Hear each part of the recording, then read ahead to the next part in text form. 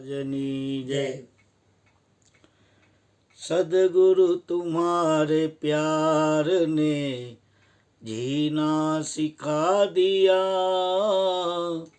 हमको तुम्हारे ज्ञान ने इंसान बना दिया। सदगुरु तुम्हारे प्यार ने रहते थे जलवे आपके नजरों में हर घड़ी, रहते थे जलवे आपके नजरों में हर घड़ी। मस्ती का प्याला आपने ऐसा पिला दिया, मस्ती का प्याला आपने ऐसा पिला दिया। सदगुरु तुम्हारे प्यार ने भूला हुआ था रास्ता, भटका हुआ था मन, भूला हुआ था रास्ता, भटका हुआ था मन। किस्मत ने मुझको आपके काबिल बना दिया। सदगुरु तुम्हारे प्यार ने जिसने किसी को आज तक सजदा नहीं किया, जिसने किसी को आज तक सजदा नहीं किया, ओ सर भी मैंने आपके कदमों में झुका दिया। सदगुरु तुम्हारे प्यार ने जिस दिन से मुझको आपने अपना बना लिया, जिस दिन से मुझको आपने अपना बना लिया, दोनों जहां की आस को कब का भुला दिया, दोनों जहां की आस को कब का भुला दिया। सदगुरु तुम्हारे प्यार ने जीना सिखा दिया, हमको तुम्हारे ज्ञान ने इंसान बना दिया। सदगुरु तुम्हारे प्यार ने सेवक बन के रहूं सदा तुम्हारे चरणन में, सेवक बन के रहूं सदा तुम्हारे चरणन में। खुदा को ढूंढने निकला था, तुमने खुदा बना दिया, खुदा को ढूंढने निकला था, तुमने खुदा बना दिया। सदगुरु तुम्हारे प्यार ने जीना सिखा दिया, हमको तुम्हारे ज्ञान ने इंसान बना दिया। सदगुरु तुम्हारे प्यार ने। बोलिए सदगुरु महाराजની જય। સંતો કરુણામય જ હોય છે, એમાં પણ ભારતની ભૂમિ અને એમાં પણ સૌરાષ્ટ્ર કે જ્યાં ગામે ગામ સંતોના બેસણા છે, નામી અનામી.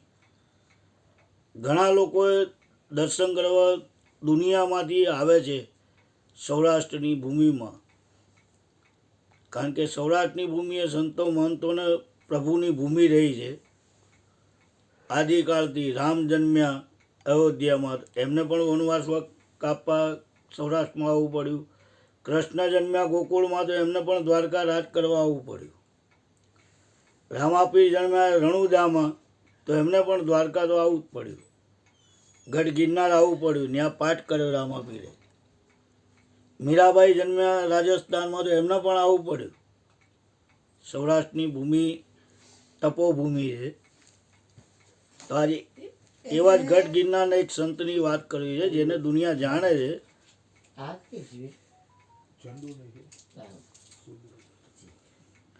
નામ છે ઝીણા બાવા.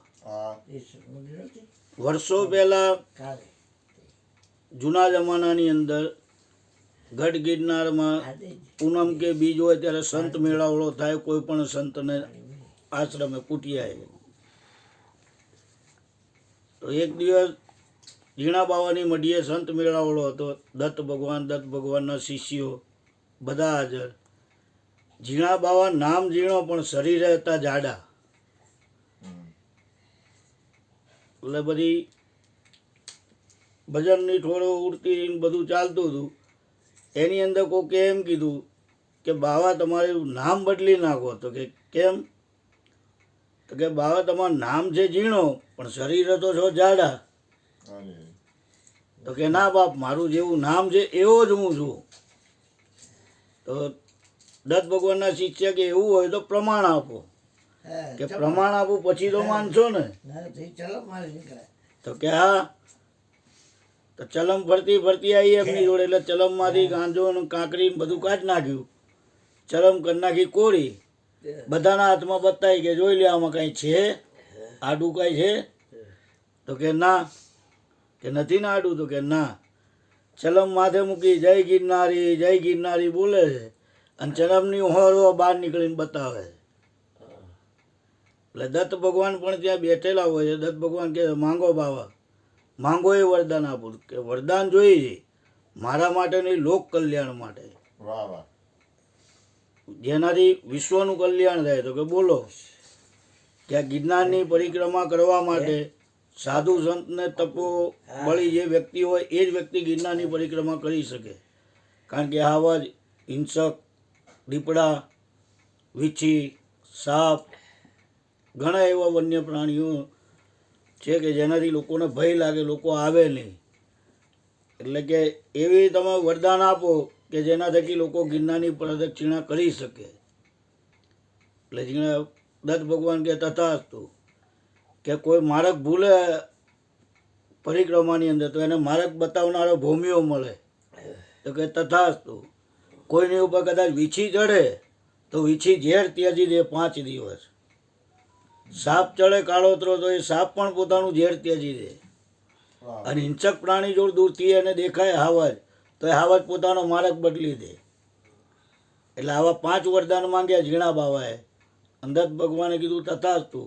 આજની તારીખમાં પરિક્રમા થાય છે, લીલી પરિક્રમા જેને કહેવાય છે. એ લીલી પરિક્રમામાં તમે જાઓ, તમે ત્યાં હોવાનું જંગલમાં, રહેવાનું જંગલમાં. તમારી પર વીછી ચડશે પણ ડંખ નહીં મારે. હાવજ તમને દૂરથી દેખીને રસ્તો પોતાનો બદલી નાખશે. આ ઝીણા બાવાના વરદાન છે. સંતો તો પરોપકારી જ હોય છે કે બીજાનું કલ્યાણ શેમાં છે એવા વરદાન માંગે છે.